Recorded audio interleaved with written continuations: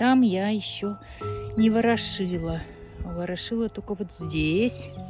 4 дня. Завтра будут дожди.